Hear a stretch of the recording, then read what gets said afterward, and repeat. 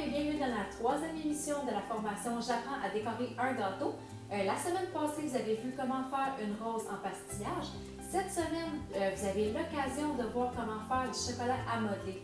Soyez bien à l'affût de cette vidéo. Vous allez voir qu'il va y avoir plusieurs trucs indispensables afin de bien réussir votre chocolat modelé. Je vous l'assure, c'est très important afin de bien le réussir. Si jamais vous n'appliquez pas bien les consignes et surtout toutes les bases requises pour pouvoir faire ce chocolat-là, ça se peut très fortement que vous soyez en mesure de le refaire et tout simplement d'être pris pour le jeter. Il va être inutilisable, donc appliquez très bien cette vidéo et si besoin, mettez-la en pause. Donc pour commencer, sur mon blog, vous allez voir au bas de cette vidéo, vous allez avoir toute ma recette complète avec tous mes trucs, mes astuces, comment ça marche finalement le chocolat modelé. Donc allez voir cet article-là qui est au bas de cette vidéo, ça va vous donner un paquet de trucs personnels afin de bien l'utiliser. Donc dans ma recette, je demande une livre de chocolat de marque Candy Melt.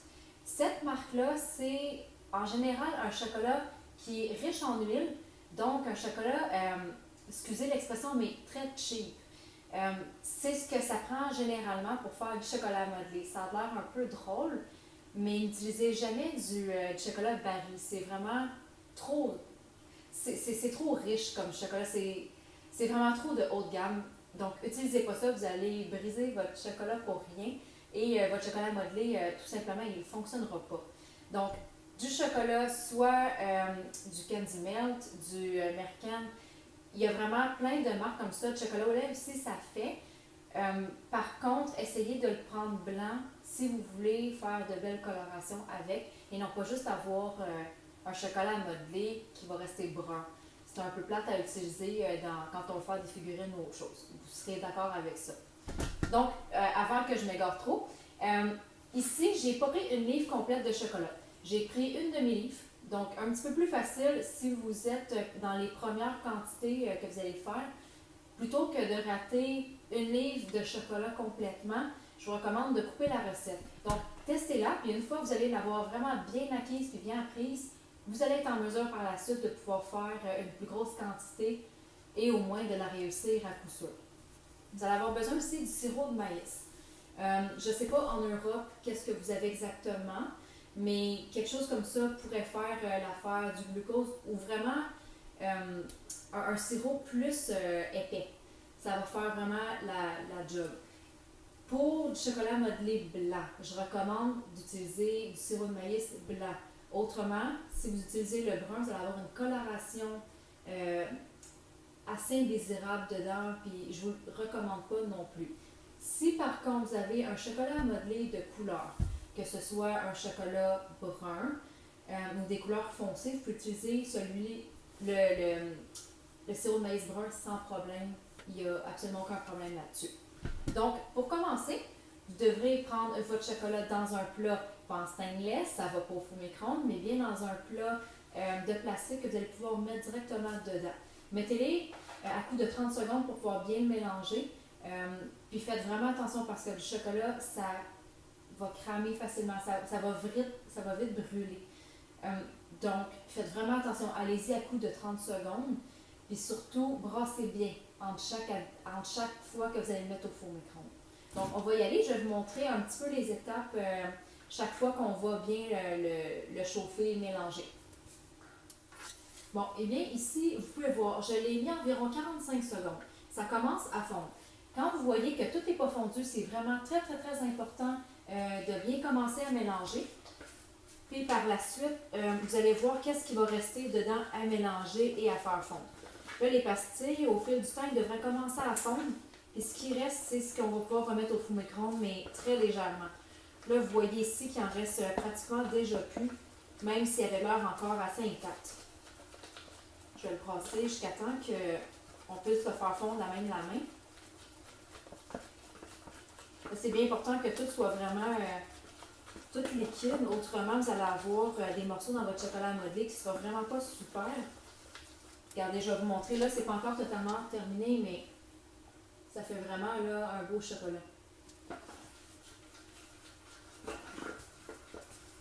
Pour ceux qui se demanderaient, ici, moi, j'utilise du chocolat à moulage. C'est du chocolat que vous allez utiliser pour faire... je ne sais pas si vous avez déjà vu les petits chocolats de Pâques un peu, les couleurs qu'il y a dedans, mais c'est exactement ça, c'est du chocolat à moulage. Donc, c'est quand même assez tiré de base comme chocolat, mais c'est exactement ce qu'on a besoin. Donc là, vous voyez qu'après 45 secondes, puis du brassage, il est totalement fondu. C'est vraiment ce qu'on a besoin d'avoir. Là, je vais vous faire calculer tout de suite pour le sirop de maïs. Là, vu que j'ai fait la moitié de la recette, au lieu d'avoir une tasse et demie, je vais avoir besoin un quart de tasse. Ici, c'est une demi-tasse que j'ai, fait que je vais en mettre la moitié. Là, faites bien attention. Quand vous allez le mettre, essayez de l'incorporer délicatement et surtout, vous allez prendre ça ici, puis vous allez pouvoir bien racler les côtés, mais sans trop brasser, sinon vous allez avoir un chocolat qui ne se tiendra vraiment pas bien, il va avoir tendance à vouloir tout se séparer. Donc, incorporez ça.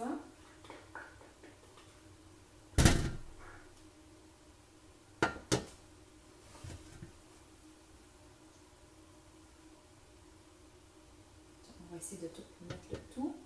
Donc, vous voyez ici, on a les deux éléments dedans. Donc, je vais essayer de vous le montrer comme c'est ici. Brasser délicatement, juste en essayant de tout incorporer. Vraiment quelques coups seulement. Quand vous allez voir que tout est pas mal mixé, là. Regardez, là, ça commence déjà à se solidifier, là, vous pouvez voir. Ok, c'est ici. Vous essayez de ramasser pas mal ce qui reste sur les côtés.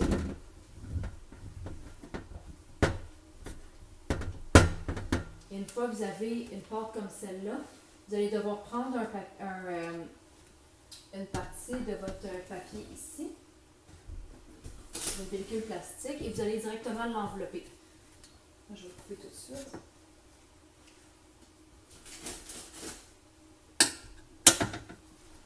Donc, votre chocolat modelé, vous avez le choix soit de le mettre au frigo ou directement à température pièce pour le laisser environ 24 heures. Il va avoir le temps de prendre, de se mettre vraiment assez homogène, puis il va être plus facilement manipulable par la suite.